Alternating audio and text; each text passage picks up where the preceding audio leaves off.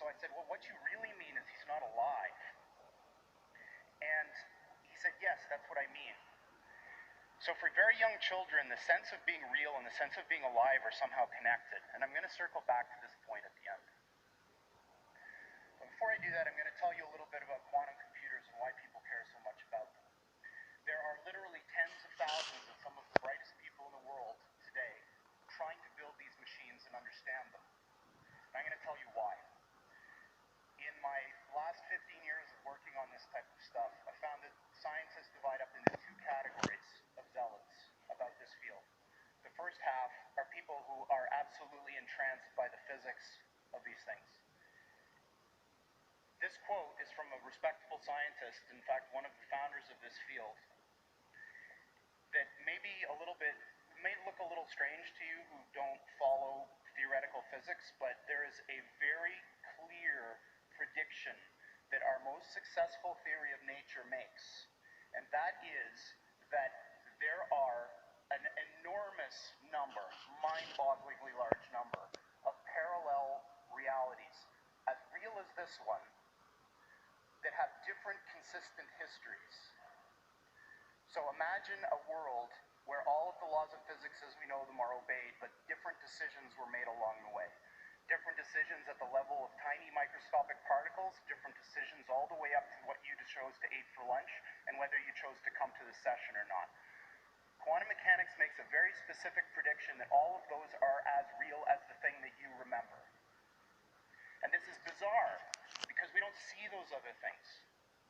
But science has reached the point now where we can build machines that exploit those other worlds.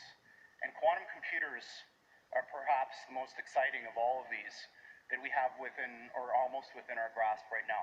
So people from a physics background love this. They want to understand the world. They want to understand the universe, how it all works. There's another type of person who tends to come from the computer science side that's like, yeah, okay, that's all great. But there's a different thing going on here, which is just as exciting, if not more, and that these machines that supposedly can do this wild stuff, let's forget about how they work, if you could build one, could solve problems that you could never, ever solve with any computer of the sort that we built.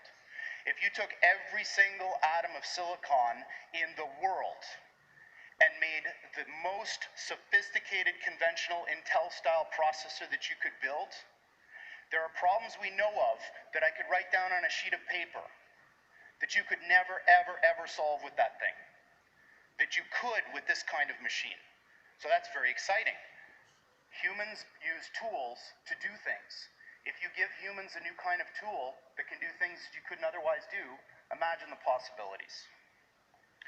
So you may think, well, this is all fine and dandy, but aren't these things in the realm of theory and speculation kind of in the same regime as other futuristic things you may have heard of which may be allowed by the laws of physics but aren't here yet? That's not true. There are in fact many of these machines deployed now in openly available research centers following the model that was used to introduce supercomputers to the world. They're too big and ornery and difficult to operate to put in your home, too expensive also, but you can give them to a place which will manage them as a shared resource that will offer that service to the world. And there are two of these now. One of them is at the University of Southern California. And this analogy with flight, I think, is an interesting one. So a horse can beat, or could beat, the initial flight of the Wright brothers' flight in speed.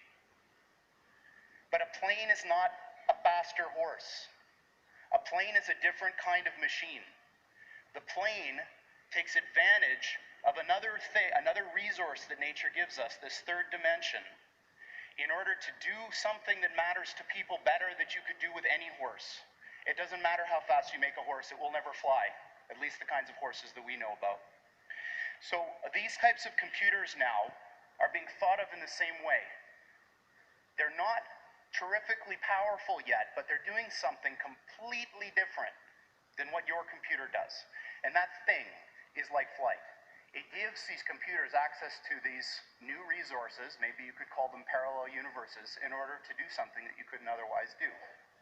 And that's not the only one. In fact, the one I'm going to come back to and talk to in the context of the story that I'm wrapping this in was recently installed at NASA. And Google was the primary interested party that pulled this whole thing together. And this one is really exciting to me, because what they're going to do is apply this machine to an area that I think is fundamentally important. It's a crux of our future as humans, and that's, can we build machines like us? So, building machines like us might be possible. I certainly believe it is. I might be wrong. But what I do know is that the types of approaches that people are taking now to build intelligent machines benefit immensely from what this machine that we've built does best. So what this center is about is applying this beautiful new computational idea in the service of trying to make intelligent machines. Now, I can't think of anything personally any cooler than trying to use quantum computers to build intelligent machines, so this is very exciting to me. Steve Jurvetson has been a long-time friend and investor in the company, and for those of you who don't know him, he's a Silicon Valley investor who's probably the smartest VC that I know of, and certainly the one that's the most attuned to technological trends.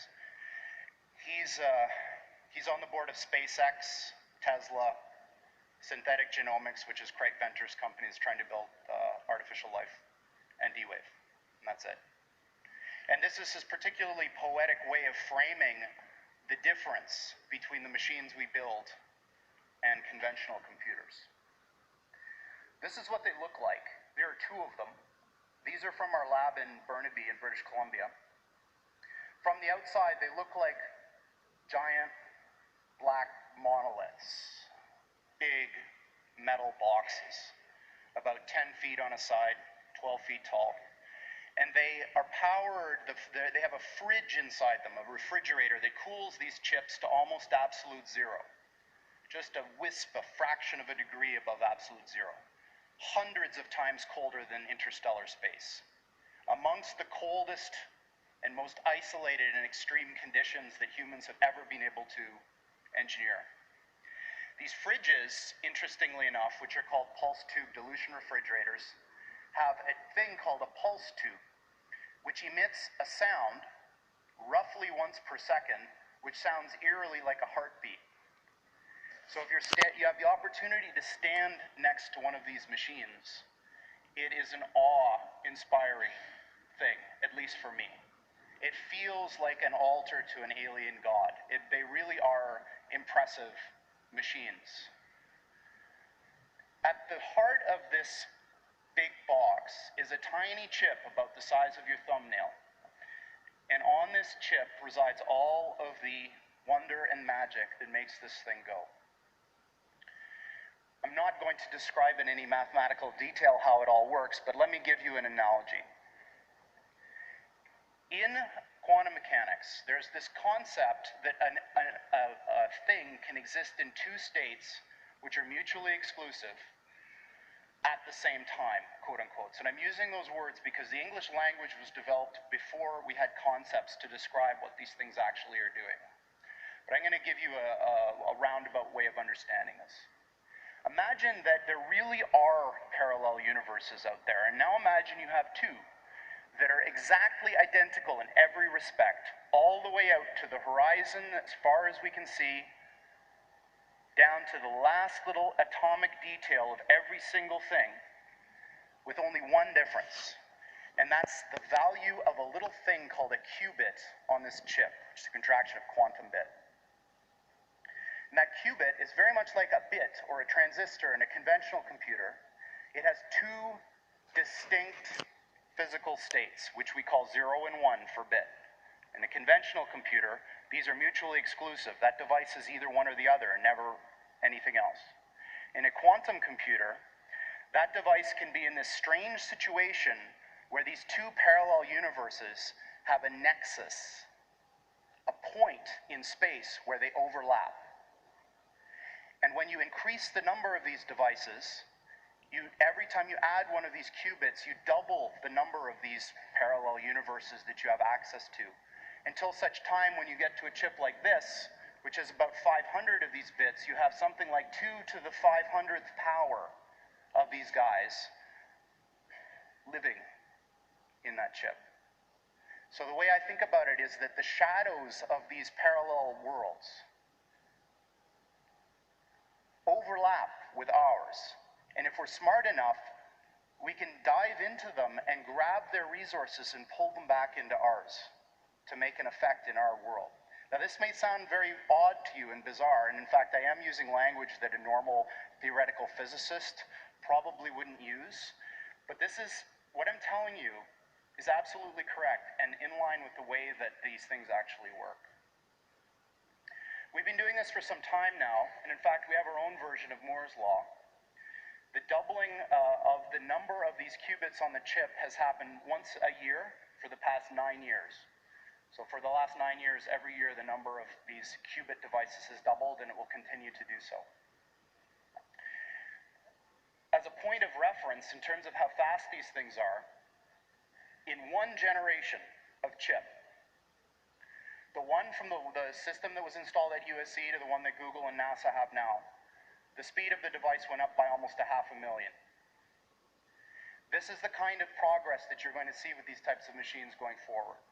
And 500,000 sounds like an abstract number, but I put up a little mental comparison here to see what 5,000 really means. 500,000 is a big number when it comes to speed. All right, so now I'm getting into the last part of my talk where I'm going to make some predictions, some dangerous predictions.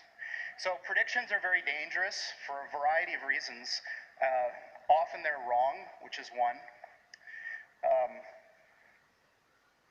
But I think they're important because predictions somehow are our internal desires made manifest. Predictions are about what we want to happen, maybe not what will happen. And I'm going to make 3 predictions, and all of them are dangerous in the sense that they're very unlikely to happen, maybe, but I think that there's a very good chance that they may. As an aside, I just wanted to say that at least in the valley, Silicon Valley, and maybe in the United States in general, there's a very deep feeling of unease about the way technology has been developing. Because we have all of these vast array of very smart people, and what they're doing is crap. They're building things that cannot last. They're building things that are not important. This is a little bit of a controversial point of view, but I believe it. But I think that the reason for this is it's low-hanging fruit. Computers haven't been around for a long time. And I think that what's going to happen is that as people get more comfortable with computers, the attention will turn from the Twitters and the Facebooks to very important things. So here's my first prediction. I'm going to predict that by 5 years, NASA will have found an Earth-like planet with an Earth-like atmosphere and water on it, and serious people will start discussing how we get there. And by the way, they're going to use one of our machines to help do this. So that's my first prediction. My second prediction is that this business of parallel universes is going to turn out to be very important. This picture that I've got under here is what's called a gravitational lens. When Einstein proposed his general theory of relativity, it came with a bunch of experiments that you could use to test it. And one of them was that if there was a point of light very far away and a galaxy in the middle, that galaxy should bend the light and you should see a ring. And this was eventually observed. And I think what's going to happen is somebody is going to come up with an experiment to test this reality of these things. And we're going to be able to do so. My third prediction that I'm going to end on is the most important of all. I believe that humanity is on the cusp of the most important technological, societal revolution that's ever occurred. And that's when we got to the point where the machines that we build outpace us in every respect. I don't mean that they're better calculators. I don't mean that they're better at searching. I mean everything. And I think that we're very close. And my prediction is that within 15 years, we will have machines that outpace humans in everything. Thank you very much.